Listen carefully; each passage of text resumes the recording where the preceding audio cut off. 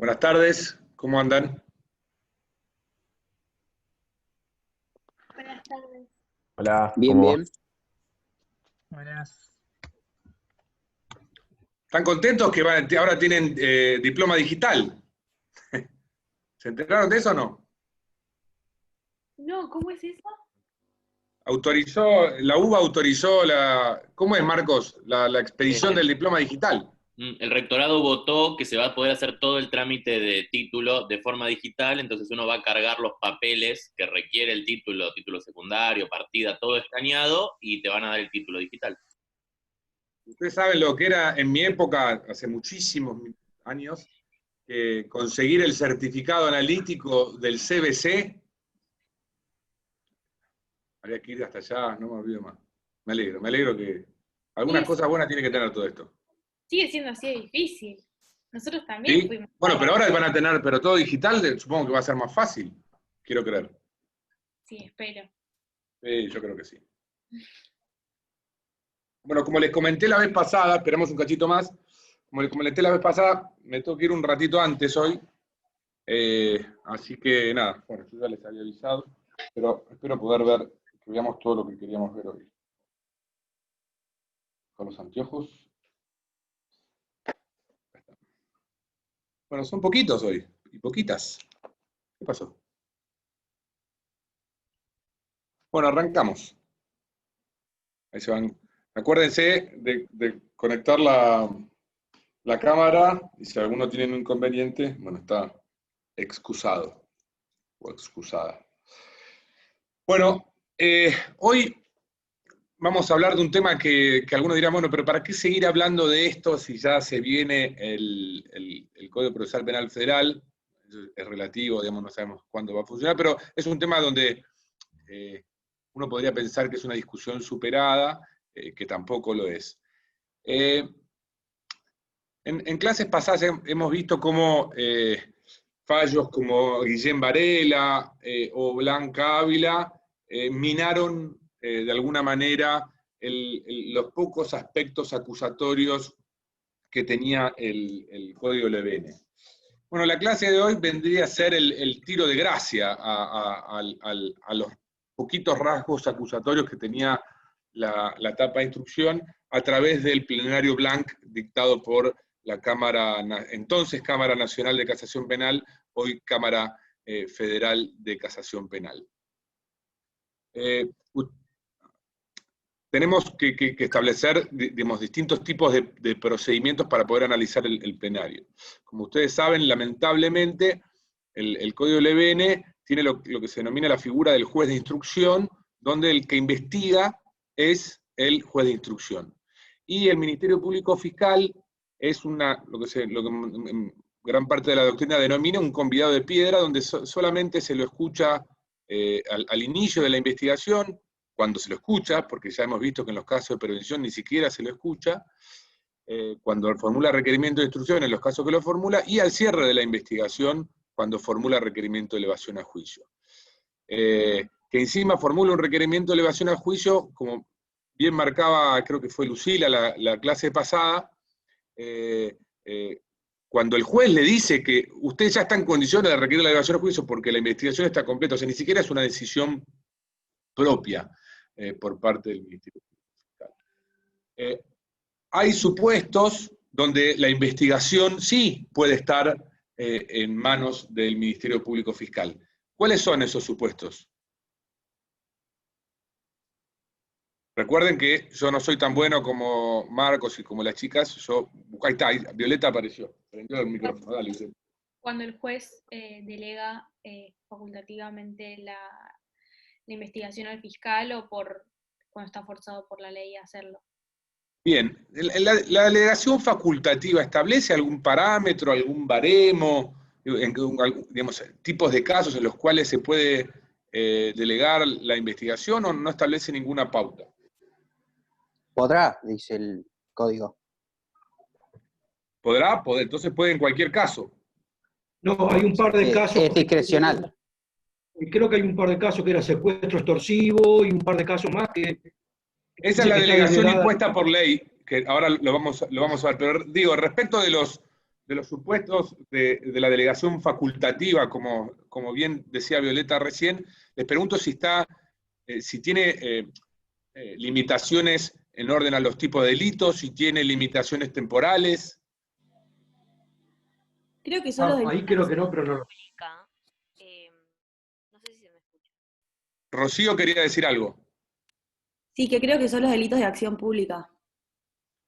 Sí, bueno, son delitos de acción pública porque requieren la intervención del Ministerio Público Fiscal, pero no tiene ningún, digamos, se puede delegar en cualquier delito, o sea, no hay ninguna cuestión vinculada, bueno, por razones de política criminal, el legislador prefiere que determinados delitos, salvo los que son los casos de secuestro extorsivo o los CNN. Y después la otra cosa que llama mucho la atención y vamos a ver que tiene consecuencias, si se quiere, adversas o perversas, es que no establece ningún momento final para que el juez pueda utilizar esa facultad. ¿Qué quiero decir con esto? Una cosa es delegar una investigación en su comienzo, digamos, un juez recibe una denuncia y decide delegársela, con lo cual todo el inicio, desarrollo y conclusión de esa investigación está en manos del Ministerio Público Fiscal, salvo que el juez decida resumir la investigación por el motivo que fuere. Y otra cosa es utilizar la delegación de la investigación como una sanción. ¿Cómo como una sanción? Bueno, incluso un fiscal federal escribió un artículo al respecto hace unos años, Federico Delgado, donde planteaba esto de la delegación como sanción. ¿Por qué? Instrucciones que estaban a cargo del juez, o si no estaban a cargo de la fiscalía, el juez realiza la prueba, sobresee, ese sobreseimiento es apelado por el fiscal, el recurso del fiscal es victorioso en cámara y con motivo de ello se revoca ese sobreseimiento, le vuelve al juez y puesto puede haber pasado 2 años, 3 años de investigación y el juez le delega la investigación. Como dicen, me apelaste el sobreseimiento, toma, ahora ocupate vos.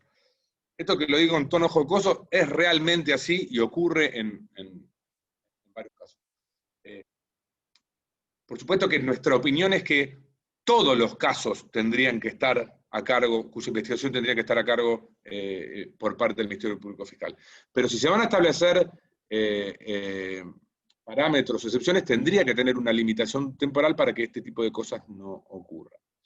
Como bien decía recién, creo que fue Gustavo que lo anticipó, bueno, tenemos en el 196 la delegación facultativa y en el 196 bis 2 supuestos. Los famosos NN, es decir, aquellos delitos con autores no identificados, y los casos de secuestro extorsivo. La incorporación de los supuestos de secuestro extorsivo obedeció, ayer apareció en Olivos, militando junto con la policía bonaerense, está relacionado con el caso Bloomberg. A partir de ese caso, ¿lo conocen al caso Bloomberg? Esto me va a dar la pauta de qué tan viejo soy. ¿Todos saben y todas saben qué es el caso Bloomberg? Bien, Tobías sabe, todos saben. Bueno, una cosa bastante curiosa, un hecho horrendo, donde el señor Bloomberg perdió a su hijo y se erigió en experto en derecho procesal penal y se provocaron una serie de reformas. Una de las reformas que se provocaron fue esta de la incorporación de la delegación, que es correcta esta. Lo que no es correcta es, por ejemplo, establecer agravantes por haber gozado escarcelaciones anteriores, bueno, nada, una serie de cosas. Que además tampoco terminó siendo, no solo no era abogado, sino que tampoco era ingeniero. Pero bueno, perdón por el desvío. Lo cierto es que esos son casos de delegación impuesta por ley, donde ahí no hay ninguna facultad por parte del juez en si decide delegar o no, sino que de arranque comienza con eso. Bueno, es en el marco de los casos de delegación donde se plantea la problemática que vamos a ver hoy. ¿Por qué? Como ya hemos visto hasta ahora, y a partir sobre todo de los excelentes... ¿Ustedes vieron lo bueno que son los cuadros que hacen las chicas y que hace Marcos? Son muy buenos. A mí no me salen esos cuadros. pero en un proceso común donde la investigación, no me gusta decir común porque en realidad no está bien, o sea, pero bueno, en un proceso donde la investigación, donde la regla es que el juez está a cargo de la investigación, como ocurre en el Código del EBN, tenemos que la denuncia, requerimiento de instrucción, si hubiese sido por prevención, no tenemos requerimiento de instrucción, indagatoria, auto de procesamiento, requerimiento de elevación a juicio, y nos vamos al tribunal oral para la realización del debate. La discusión que se plantea o que se planteó, que tuvo su origen en primer término en un fallo, en una disidencia de la Cámara Penal Económico, y generó un primer artículo de Nicolás Amelotti en el año, si mal no recuerdo, 2001, y después es postura que después es recogida por la Cámara Criminal y Correccional, uno de cuyos integrantes era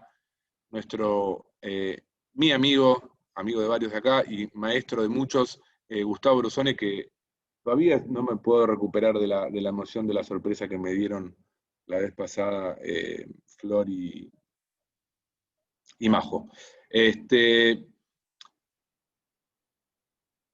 La postura que se plantea en esos casos está relacionada con la interpretación armónica, si se quiere, entre el artículo 196, pero principalmente el 215 como pauta diferenciadora del artículo 346. Vamos primero al artículo 346, que ya a esta altura calculo que se lo saben de memoria, pero les pido si alguno o alguna lo puede leer. Una primera parte solo. Lo leo. Dale. Vista al querellante y al fiscal. Cuando el juez hubiera dispuesto el procesamiento del imputado y estimare completa la instrucción, correrá... Listo, hasta ahí. Gracias. Establece como un... ¿Se acuerdan cuando en una de las preguntas que teníamos en las 40... Gracias, Rocío. Una de las preguntas que teníamos en las 40 es cuáles son los actos indispensables en el proceso penal para que pueda aplicarse una pena. Bueno, entre otras cosas está relacionado a la clase de hoy. En el proceso común, según lo que establece el artículo 346, el auto de procesamiento es un presupuesto procesal para la elevación a juicio. Es decir, no puede haber requerimiento de elevación a juicio y elevación a juicio si no hay previamente un auto de procesamiento.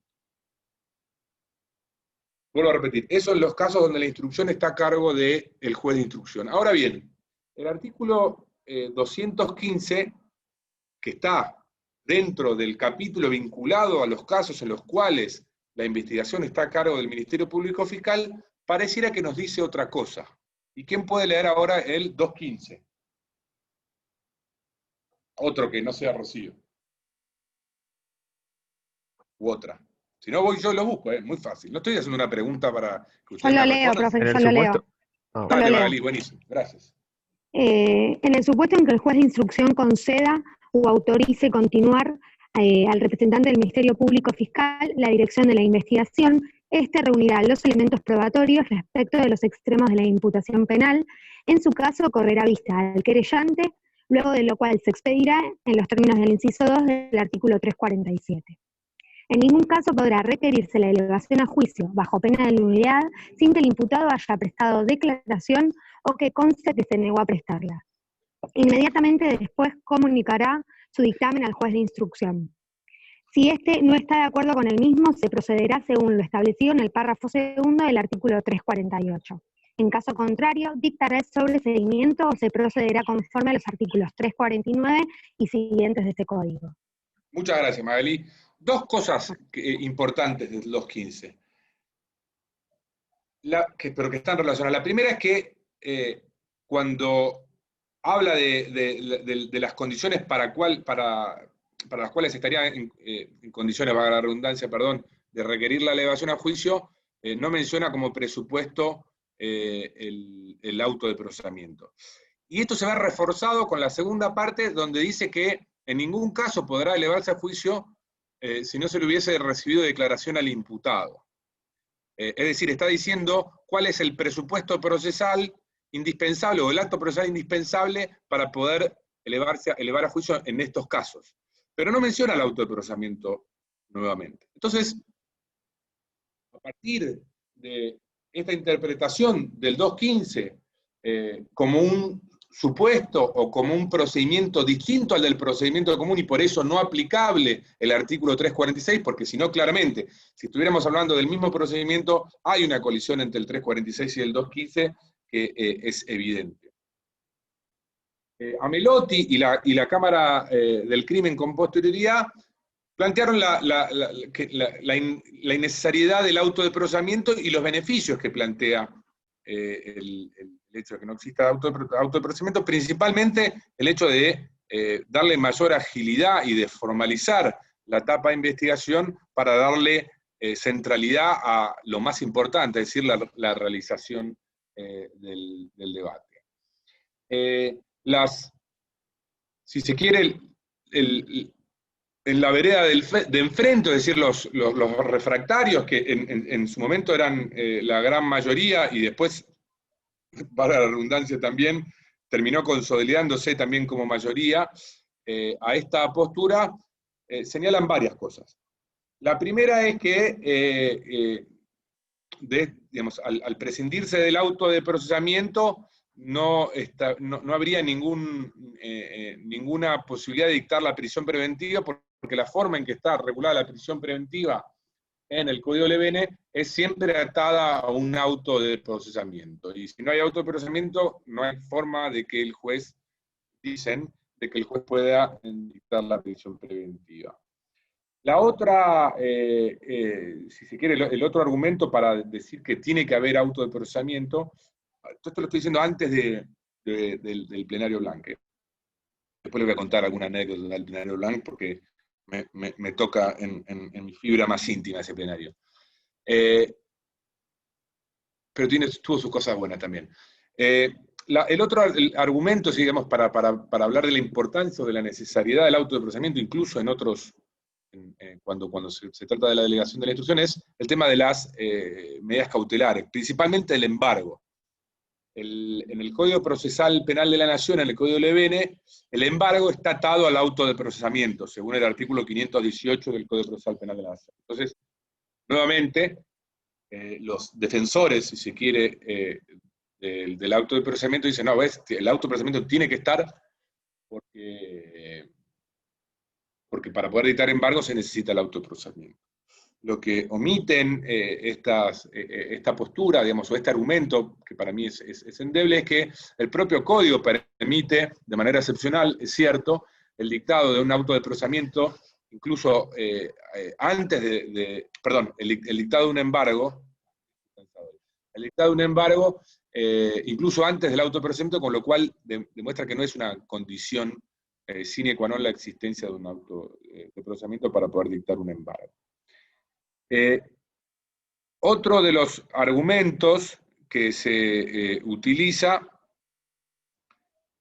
para defender el auto de procesamiento es el hecho de que se priva al imputado de la posibilidad de tener por vía de apelación una revisión de la imputación, por decirlo de alguna manera, por parte de la Cámara de Apelaciones, ya que el artículo 306, que regula el auto de procesamiento, puntualmente, el artículo 311 del Código Procesal Penal de la Nación, autoriza a la interposición del recurso de apelación por parte de la defensa del auto de procesamiento. Si no hay auto de procesamiento, dicen, se me está privando de una posibilidad de acceder a una instancia superior que podrá volver a repetir, porque no se podría dictar la prisión preventiva. Ahí voy, Lucila. En el artículo 312 del Código Procesal establece que la prisión preventiva se dicta junto con el auto de procesamiento. Es decir, una persona que podría ser una persona en libertad que se dicta la prisión preventiva, me parece raro porque si no había riesgos procesales, pero vemos en los medios que a veces ocurre, pero por lo general es una persona que viene detenida, o está prendida, y se transforma en detención, y se transforma en prisión preventiva con el auto de procesamiento. Los que defienden el auto de procesamiento me dicen, bueno, pero entonces no se puede dictar la prisión preventiva, o se dicta la prisión preventiva sin ninguna resolución jurisdiccional que diga, bueno, acá hay un hecho que consideramos con el grado de probabilidad que exige esta etapa procesal, que fue cometido por fulano de tal, y considero que se dan los riesgos procesales cuya gravedad exigen que se dicte la prisión preventiva.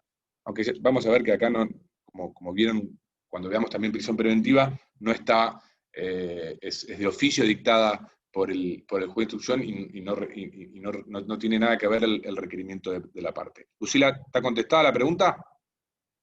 Sí, ok. Estaba hablando del 306 y el 311, esto de que, dice, bueno, si no hubiera autoprocesamiento en los casos de delegación de la instrucción, entonces se privaría a los imputados que están en causas delegadas que no puedan apelar esa resolución. Y esto dicen que se ve reforzado por las disposiciones del artículo 349 y 352. ¿Por qué? Ahora vamos un poquito después del auto de procesamiento. Entonces, si ustedes recuerdan, vimos recién que el 346, cuando se hubiera dictado auto de procesamiento, dice, esa parte olvídensela, pero formula requerimiento de elevación el Ministerio Público Fiscal o la querella, se debe dar traslado a la defensa para que contradiga, por decirlo de alguna manera, o refute esa acusación. La defensa en realidad tiene dos opciones. Puede quedarse callado, que como hemos visto, le conviene quedarse callado, por lo menos en el Código LBN, porque qué expectativa podés llegar a tener de que te vayan a sobreseer si el que va a revisar el control del requerimiento de elevación a juicio es el mismo juez que te dictó el auto de procesamiento, ¿no? Es gastar pólvora en chimango, por decirlo de alguna manera, y además gastar pólvora en chimango en una situación donde hasta por ahí no estás ejerciendo bien tu defensa, porque si no tenés ninguna expectativa de que te vaya a ir bien, ya le estás mostrando al fiscal de juicio los defectos que tiene el requerimiento de elevación a juicio, porque cuando vos contradigas el requerimiento de elevación a juicio, vas a mostrar defectos que tiene ese requerimiento de elevación a juicio, y le está dando la oportunidad al fiscal de juicio de que en una instrucción suplementaria, que es la posibilidad de realizar una mínima investigación antes de la realización del debate oral y público, el fiscal de Cámara subsane esos errores. Pero si se opone, si no se opone, se eleva por simple decreto, pero si se opone, el juez está obligado a resolver en una resolución, en un auto fundado, quién tiene razón, digamos, el fiscal pretensor o el que resiste, la defensa que resiste la imputación.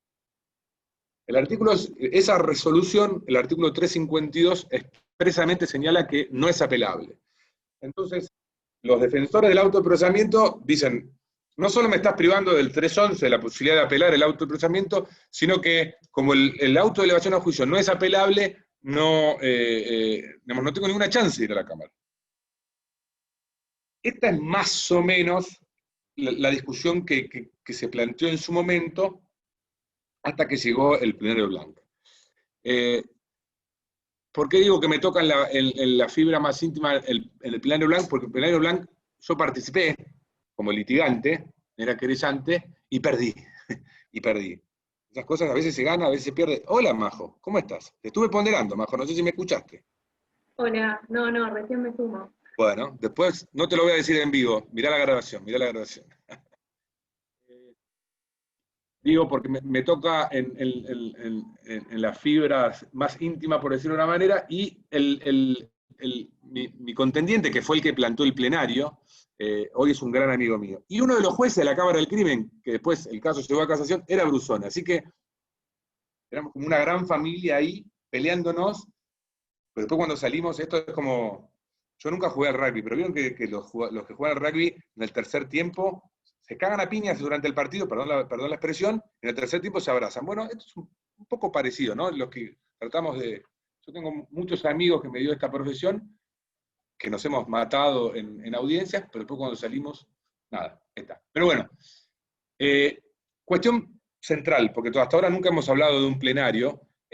Todos y todas saben qué es un plenario, y si alguien no sabe lo que es un plenario, me lo dice y se lo explico, no hay ningún inconveniente, no tienen por qué saberlo. Yo no sé qué es un plenario. Buenísimo, Magalí, entonces vos sos el motivo o la excusa para que yo diga que es un plenario. La forma en la cual se puede llegar a un plenario, hay dos formas en realidad. Y de manera bastante extraña, están reguladas en una ley de organización judicial, que es la 24050, y se puede llegar a un plenario por dos vías. Una es lo que se conoce como recurso de inaplicabilidad de ley, y la otra es, que está previsto en el artículo 10 de la 24050, y la otra vía es el artículo 11 de la misma ley, que es cuando los jueces de la casación, vuelvo a repetir, los plenarios, la 24050 dice que los dicta la Cámara de Casación Penal, y es por autoconvocatoria, es decir, cuando por determinada razón la Cámara de Casación considera que tiene que unificar determinado criterio jurisprudencial. En el caso del recurso de inaplicabilidad de ley, tiene determinados requisitos. Uno de ellos es que ustedes, cuando vienen discutiendo el tema, por ejemplo, en esto que yo venía en Cámara, lo gané yo, en la Cámara de Apelaciones, mi amigo Ezequiel metió un recurso de casación e invocó. Santiago, ¿se está riendo de que, Santiago, te estás riendo de que mi amigo me ganó o te estás riendo de otra cosa? Ah, ok, está bien. Igual te puedes reír, pero hoy somos grandes amigos. Él en el recurso de casación invocó un precedente, que es uno de los requisitos, invocó un precedente que favorecía su pretensión. Que en ese caso puntual, el precedente era que, incluso en los casos de delegación, precedente de la casación, ¿no? Me acuerdo, creo que era de la Sala Tercera, que exigía que incluso en los casos de delegación de la investigación se requiere un auto de procesamiento. Pero le gané yo cuando llegó a la casación, otra sala, ¿no? Y ahí, como él había cumplido el requisito de la invocación en el recurso de casación del precedente que lo favorecía, y la sala adoptó una postura contraria a ese precedente, él presentó un recurso de inaplicabilidad de ley para que todas las salas de la Cámara de Casación unifiquen un criterio y dicten un plenario.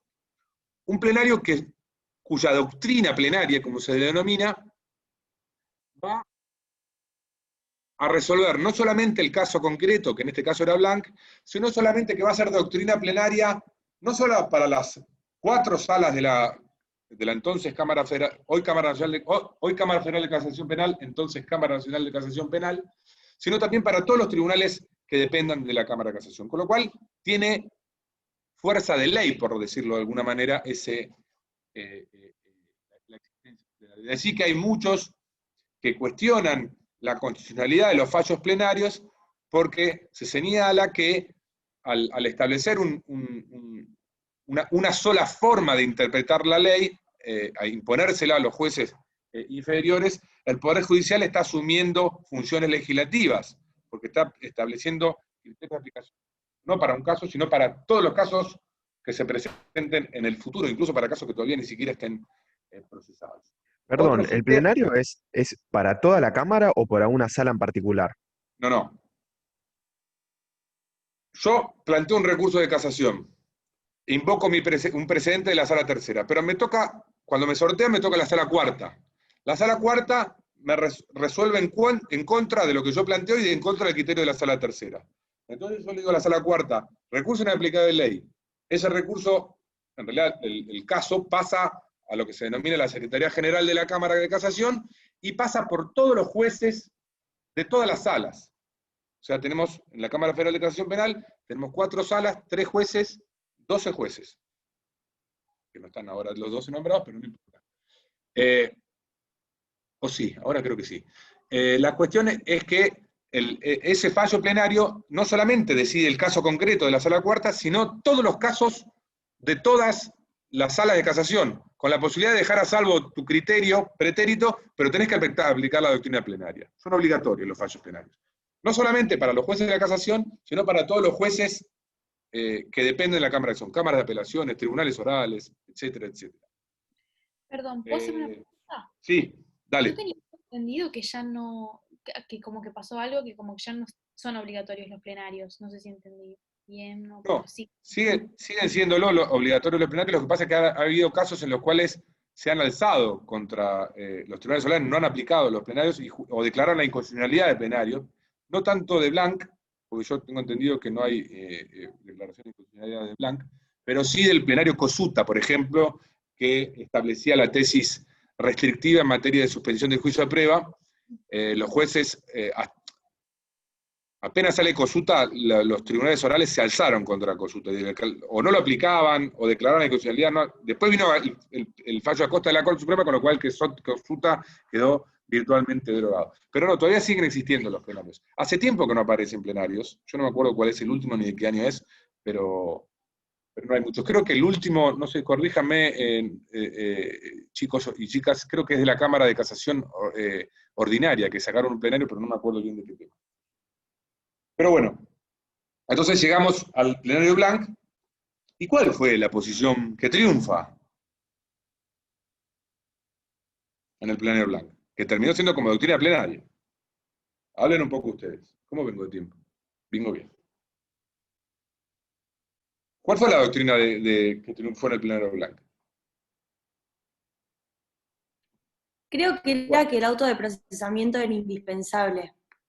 Bien, Eso ganaron los era malos, la como quien diría. Si estuviera Brusoni acá, diría que ganaron los malos. Ganaron los malos, que uno puede pasar que la postura de uno resulte vencida, y uno tiene que aprender también a perder, porque es parte del juego de roles que esta profesión tan hermosa que uno practica tiene. Pero lo que a uno le da mucha bronca es que cuando digamos, la postura vencedora llega a través de argumentos totalmente hipócritas. Yo creo que debe ser el plenario o el fallo más hipócrita que existe en la historia de... ¿Por qué no puedo?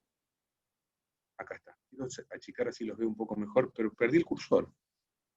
¿Vos sos vos? ¿No me dejás tocar el cursor? ¿Por tu culpa, Marcos, es? No, ahí está. ¿Qué cursor querés usar? ¿El de la pantalla? El mío. Claro, para achicar tu cuadro y poder verlo mejor. Lo cierro un segundo. No, pero yo puedo, no, está, olvídate, ya está. Hacelo, seguí tranquilo, yo siempre lo corro. Perdón. Entonces, ¿por qué digo que es uno de los fallos más hipócritas que existen? Es porque la juegan de respetuosos de las garantías constitucionales del imputado, y en realidad lo único que hicieron fue perjudicar al imputado conectado a este fallo plenario. La mayoría, o los fundamentos de la mayoría por los cuales se consagró esto que recién, creo que, sí, Rocío fue, esto de que la doctrina plenaria pasó a ser que en los casos de delegación de la investigación se exige el estado del autoprocesamiento. El primer voto, que es el del juez González Palazzo, que en ese momento era juez de casación subrogante, porque en realidad era su cargo natural, que dicho ocupa hoy, era juez de la Cámara de Apelaciones en lo criminal y corrupción, o sea, juez de la Cámara del Crimen. Los principales fueron los argumentos que ya dijimos con anterioridad, esto de que el 346 dice que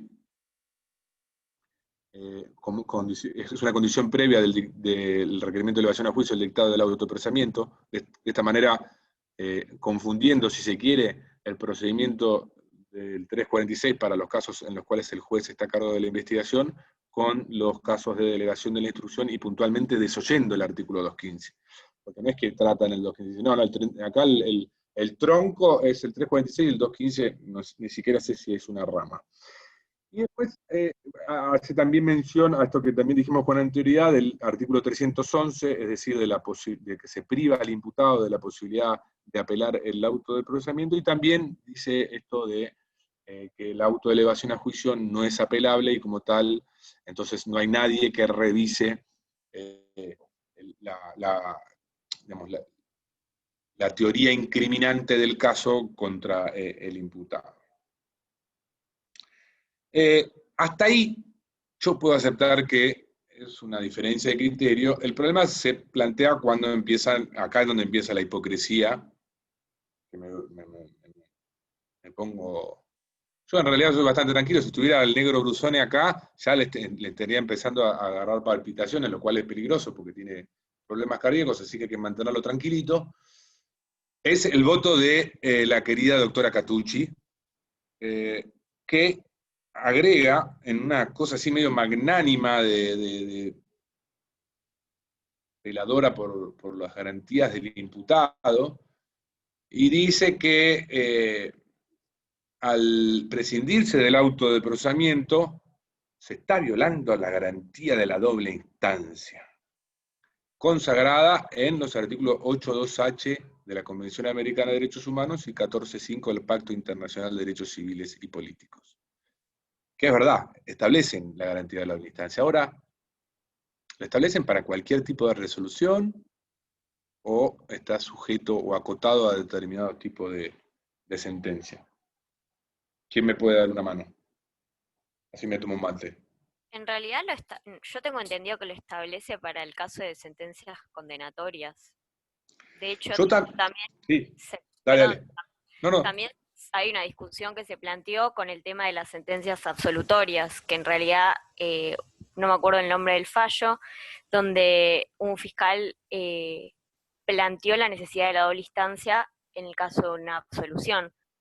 Y en ese fallo, que no me acuerdo el nombre, le dijeron que Arce. solamente... Okay. Arce. Que solamente corría para los que era parte del derecho de defensa del imputado y no siempre para el Ministerio Público Fiscal. Bien. Ahí Lucía está planteando dos cuestiones. Una es la impugnabilidad subjetiva, es decir, quiénes tienen un derecho constitucional a recurrir.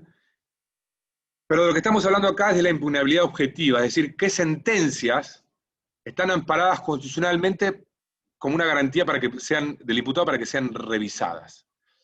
Y el 8.2h y el 14.5,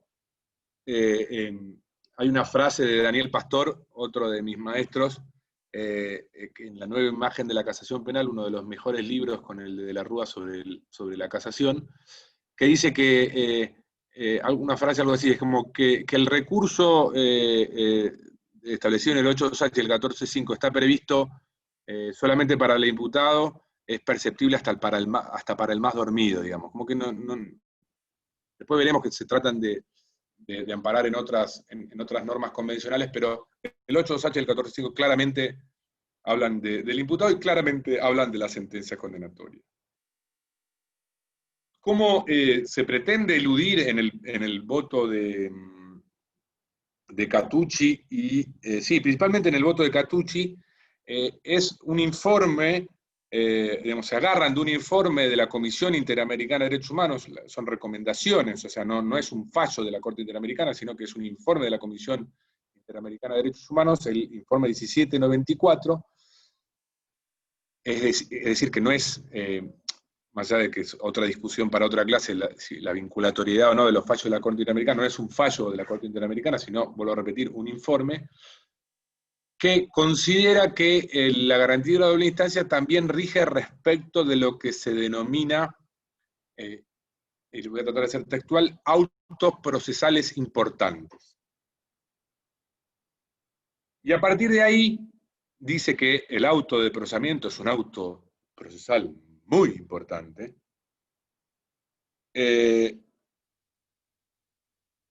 y Ricci, creo que es el voto que viene después, o el que le sigue, no me acuerdo, redobla la apuesta y dice que el auto de procesamiento es un acto sustancial del proceso. Es decir, si al juez Ricci le hiciéramos las 40 en la primera clase, él contestaría que los actos que sí o sí tienen que estar para poder dictarse una condena, el auto de procesamiento tiene que estar. Más les vale a todos estos jueces que conformaron la mayoría que cuando empiece a regir el Código Procesal Penal Federal lo declaren inconstitucional, porque si no son unos mentirosos. Pero bueno. ¿Qué dice Ricci? Que es un acto sustancial del proceso, y agrega un bocadillo hermoso, habla de la igualdad ante la ley.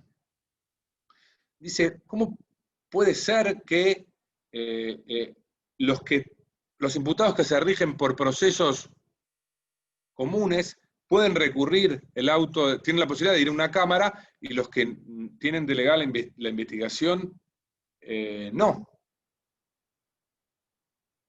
Me gustaría, si lo tuviera acá, no sé si ahora pensará lo mismo, pero me gustaría preguntarle, bueno, pero entonces, ¿cómo no se le ocurrió nunca declarar por ejemplo, ¿no? Porque podríamos plantearle otros supuestos, ¿cómo nunca declaró la inconstitucionalidad del 353 bis, hoy denominado juicio de flagrancia, donde tampoco hay autoprocesamiento y nadie se rasgó las vestiduras porque no lo estuviera y nadie lo declaró inconstitucional y requirió que así estuviera? Y lo más lindo es que habla de igualdad ante la ley con el fiscal. ¿Cómo con el fiscal? Sí, igualdad ante la ley. Como si el fiscal, que representa al Estado, es lo mismo que el imputado, dice, no, pero claro, si el fiscal puede recurrir el auto de sobreseimiento, entonces tiene que poder recurrir el auto de procesamiento, el imputado. De hecho, y ahí es donde un poco viene el juego de palabras de otro amigo mío, Nicolás Amelotti, donde de manera muy irónica y despectiva para los jueces de la mayoría, habla de la pregunta esta de derecho constitucional a ser procesado. Esto como digo, yo necesito que me digan que hice mi plena prueba de que tengo un derecho, díganmelo, no me lo pueden no decir. Miren el grado de cinismo y de hipocresía por parte de los jueces de la mayoría. El voto minoritario, o la postura minoritaria, perdón, es encabezada en primer término por el juez Hornos, donde hace esta diferenciación diciendo, bueno, miren, al 346 no me vengan acá con el 346, porque el 346 prevé una situación distinta, donde ahí sí es un presupuesto procesal el autoprocesamiento, pero el 215, que está previsto para los casos de delegación de la investigación, no establece la situación, la figura del autoprocesamiento. Y refuta todos los argumentos que se plantean. En el caso, digamos, para los casos de prisión preventiva dice, no, bueno, ahí claramente, como la prisión preventiva está en el Código Levene, ¿no? Vemos que en otros códigos no, está atado indefectiblemente a un autoprocesamiento, bueno, en esos casos sí tiene que haber autoprocesamiento por más que haya delegación de la investigación. Y respecto de las medidas cautelares tales como el embargo, dice esto que habíamos dicho al comienzo, de que, bueno, se pueden dictar sin necesidad de un autoprocesamiento, porque el Código sí expresamente lo autoriza, si bien de manera excepcional, pero lo único que requisite son, los únicos requisitos que exige para que se dicte incluso sin autoprocesamiento es lo que habrán visto ustedes en Derecho Procesal Civil, verosimilitud en el derecho y peligro en la demora. Refuta también, por supuesto, el tema de la doble instancia, de que esté amparado por la garantía de la doble instancia, porque dice que el 8.2H y el 14.5 están establecidos, que tienen rango constitucional, que está establecido solamente respecto de la sentencia condenatoria. Y acá quiero hacer una distinción, cuando veamos recursos lo vamos a ver con más detenimiento. Una cosa es que el constituyente o los convencionales, que después se incorporará a la Constitución Nacional, hayan decidido darle rango constitucional a un derecho recursivo, y otra cosa es que el legislador a nivel nacional le quiera dar, por el motivo que fuera, una vía recursiva, como por ejemplo la apelación contra el auto de procesamiento en la legislación local. Son dos planos distintos, pero porque tienen jerarquías distintas. Es decir, lo que nunca va a poder hacer el legislador local es contrariar a la Constitución o a los pactos internacionales, porque sería inconstitucional. Pero en la medida en que se maneja dentro del ámbito de lo que no está previsto constitucionalmente, no hay ningún problema, pero tienen distinta jerarquía. Nunca va a poder el derecho recursivo asignado legalmente en un código procesal contradecir el derecho constitucional establecido, en este caso, en el 8.2H y el 14.5. Hay un argumento bastante, que a mí me resulta bastante interesante, y que un poco creo que en la clase pasada Lucila Sal también, hablando de otro tema, pero lo resaltó, y es la crítica que hace Ángela Ledesma al auto de procesamiento por el hecho de que no tiene contradictorio. O sea, es dictado por el juez sin escuchar. Hasta uno podría hablar de que el auto de procesamiento es un dispendio jurisdiccional. Es y puede ser un dispendio jurisdiccional, ¿por qué? Principalmente por el hecho de que quizás se dicta un auto de procesamiento, se dicta un auto de procesamiento, ¿no? Esto de que el juez es de que el fiscal es un conviado de piedra que interviene en el artículo 180, le toman indagatoria al imputado, por ahí después de la indagatoria al imputado el fiscal puede decir, no, pero este caso a mí ya no me... la verdad que la explicación que me dio el imputado, la prueba que me trajo, el muerto estaba vivo, no intervino, no me parece más, pero bueno, no tiene no tiene voz ni voto el fiscal en ese caso.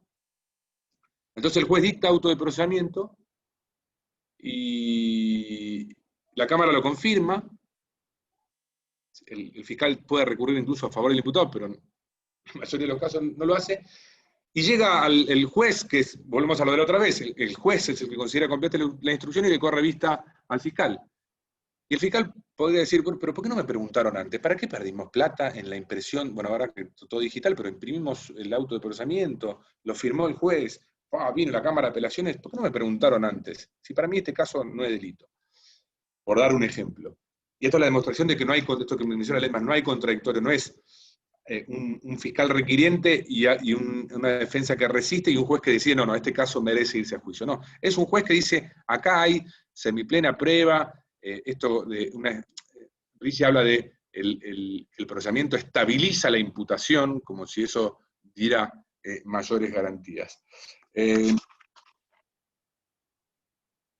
Y Ledesma, que yo creo que de ahí saca mi amigo Nico Amelotti esto del derecho a ser procesado, Ángela lo dice expresamente, que no hay un derecho a ser procesado, no establece ninguna...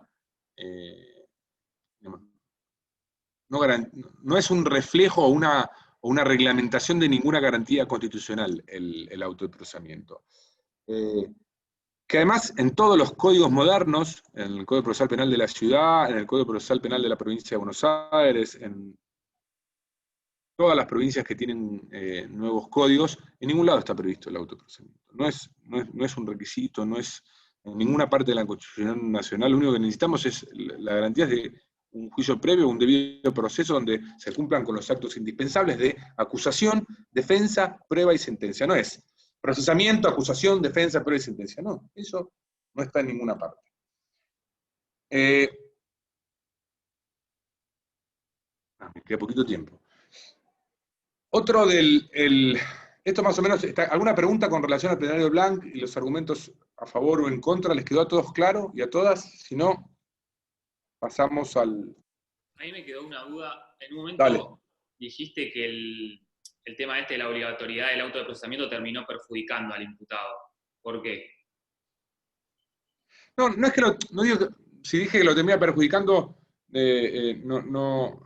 por ahí no fui claro, pero un poco relacionado con esto que te mencioné recién. Si fuera realmente un proceso contradictorio, donde primero se escuchara al fiscal para ver si considera que el caso merece ser llevado a juicio o merece continuarse con la investigación, el auto de procesamiento no existiría. Es decir, si antes del procesamiento estuviera el requerimiento de elevación a juicio, bueno, ahí tendría razón de ser. Pero entonces, este poder omnímodo que tiene el juez de instrucción perjudica al imputado, y también perjudica a la independencia del Ministerio Público, por esto que mencionábamos en la clase pasada, de que el grifo de si la instrucción está completa o no está completa, lo tiene el juez de instrucción. O sea, el juez de instrucción es el que dicta el procesamiento y el que le permite al fiscal formular requerimiento de ejecución. Y además, antes de eso, es el que dice que está completa la instrucción. Yo creo que desde esa óptica, uno puede decir que desde la existencia del no contradictorio, de no contradicción, la defensa no tiene la posibilidad de discutir con su contendiente, porque en un proceso común, ¿con quién discutís? Con el juez. Pero yo con el juez no tengo que discutir, el juez tiene que decidir entre una pretensión y una resistencia por parte de la defensa. ¿Se entiende? Sí. En ese sentido lo quise decir. ¿Alguna otra pregunta? Yo no entiendo. Bueno. ¿Quién es? Lucila. Lucila. No entiendo nada, básicamente. Lucila, es que no, ¿sabes qué me pasa? Que estás con la cámara para arriba y no... Ahí te vi. Ahí. No entiendo ahí nada. No entiendo cómo se llevaría a la práctica. O sea, al fiscal se le delega la investigación. Investiga, pero mientras investiga le tiene que ir... entre comillas, avisando al juez lo que va haciendo para que el juez en algún momento considere completa la instrucción. Entonces... No, bueno, ahí está buena la pregunta. A ver, respecto de medidas que importen afectación de garantías constitucionales, se las tiene que pedir al juez. Pero el el requisito o la consideración de cuándo se considera completa la instrucción en los casos de delegación es del fiscal. O sea, no es que le tiene que decir, che, a mí me parece que esto está para elevarte a juicio. Me das el ok para que yo formule. No, ahí la decisión en ese supuesto, en el supuesto de delegación, la tiene el Ministerio Público de cuándo considera completa la instrucción. Después, el juez por ahí le dice que no, ¿no? Digamos o sea, él le manda, como sería un cierre de instrucción, entonces ahí el juez, por el plenario... Vendría a ser así. Yo soy fiscal, yo soy el fiscal. En algunos, salvo los casos de secuestro extorsivo, le pido la indagatoria al juez, le toma la indagatoria, me la devuelven, sigo investigando. Para mí ya tengo el paquetito armado, si hay querellante, en la mayoría de las fiscalías la propia fiscalía le corre vista a la querella, vuelve, formula el requerimiento de la querella, formulo el requerimiento yo, y le mando todo el paquetito al juez. Y el juez le tiene que correr vista por 349 al imputado, y si hay oposición, tiene que resolver por auto fundado el juez. Ok, como que se hace al revés, primero se requiere y después se procesa. No hay procesamiento. O sea, vos decís, ¿cómo es con el plenario? Claro, no entiendo cómo se aplicaría el plenario. No, es una... ya entendí, no, pensé que me estabas preguntando otra cosa, ahora entendí. No, con el absurdo ahora del plenario es así. Instrucción delegada, facultativa o impuesta por ley si es un NN, investigo, pido la indagatoria, me la devuelven. En realidad, cuando pido la indagatoria ya el juez se la queda para resolver la situación procesal, y si le dicta el procesamiento, bueno, la defensa apelará, la Cámara confirma el procesamiento y después se la vuelven a mandar al fiscal. Si le dicta la falta de mérito, bueno, ahí a veces apela la fiscalía porque la falta de mérito es apelable, y a veces decide no apelarla por el motivo que fuera, y se la devuelve el juez si queda firme la falta de mérito, se la devuelve. Por lo general la falta de mérito está asociada a prueba pendiente o prueba a realizarse, que no está todavía en ese momento en el legajo. Bueno, y el fiscal, le vuelve al fiscal para que la lleve a cabo, pero sí, ahora entendí tu pregunta. ¿Y te quedó clara la respuesta o no? Sí, gracias. Ok. Bueno. Respecto del trabajo y ya me tengo que ir en 5 minutos. Respecto al trabajo de Santiago López, simplemente nosotros lo ponemos no solamente para que tengan una noción del código nuevo, sino también, y lo ponemos en esta clase, sino también como contrapartida, o como contracara, mejor dicho, del código LBN y del plenario Blanc. Esto que ya lo hemos visto varias veces cuando hablamos del Código Federal o de la Ley 27063, la regla, la función requirente y la función decisoria están claramente separadas para todos los casos. El fiscal es el que investiga, el juez de garantías resuelve, no toma decisiones de oficio, sino solamente a requerimiento de parte. Rige el principio de oportunidad, es decir, el fiscal es como titular de la acción y como dueño de la acción, decide qué casos avanzar y qué casos no en determinados supuestos, y tiene para que exista un control respecto de ese poder tan grande que tiene el Ministerio Público Fiscal en los códigos acusatorios. Bueno, se establece en algunos casos un control interno automático, es decir, frente a una postura desincriminante automáticamente tiene que intervenir un fiscal superior, o en algunos otros casos, como por ejemplo el Código de la Provincia,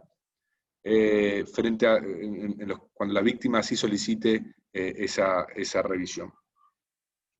Y también principalmente como contracara de lo que pasa con el Código LBN, en el nuevo Código Procesal Penal, en el Código Procesal Penal Federal, no hay auto de procesamiento. No hay.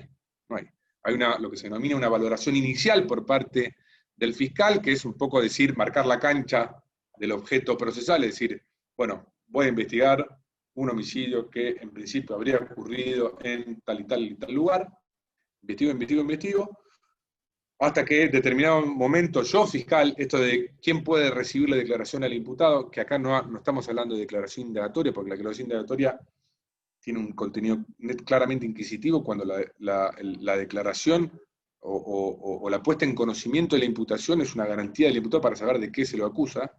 De hecho, hay códigos en los cuales directamente no se le formula ninguna pregunta al imputado, sino que declara libremente, que en el código este lo conocemos como formalización de la investigación preparatoria, donde el fiscal, acá el juez, ni pinta, le hace saber al imputado cuál es el hecho por el cual le formaliza la imputación y se va a llevar una investigación en su contra. Y también, como contrapartida de lo que venimos hablando también, es el Ministerio Público Fiscal el que considera cerrada la investigación y requiere la elevación a juicio. No tiene que esperar que aunque un juez bueno le diga, bueno, ya podés avanzar. Léanlo porque es un buen artículo de Santiago, obviamente con las reformas que hubieron con posterioridad a la 27063, eso no es un código que, bueno, ahora entró en vigencia en algunas provincias, en 2 provincias, y hay algunos artículos que están funcionando en todos lados, pero es un código que antes de entrar en vigencia ya sufrió reformas. Pero bueno, ¿qué otra cosa? ¿Estoy olvidando algo? Bueno, me tengo que ir, les pido disculpas, que tenemos la clase un poco antes, van a estar contentos y contentas más de uno, porque van a tener un recreo entre... Bueno, esto es compensación, hagamos una cosa, a ver si con esto negociamos, un abreviado. Esto es compensación de los minutos excedentes de las clases pasadas, que no me acuerdo quién fue, si fue Majo o quién, pero con esto ya quedamos a mano, ya quedamos totalmente, no pueden decir que estuvimos de más ni de menos, porque ahora quedamos compensados. Les mando un saludo grande, nos vemos el lunes. ¿Qué tema tenemos el lunes, Marcos? Detención, requisa y allanamiento. Ah, perfecto. Ahí tienen bastante para leer, con lo cual van a pasar un hermoso fin de semana de lectura. Les mando un saludo y nos vemos la próxima. Chao, gracias. Hasta luego. Chao, gracias.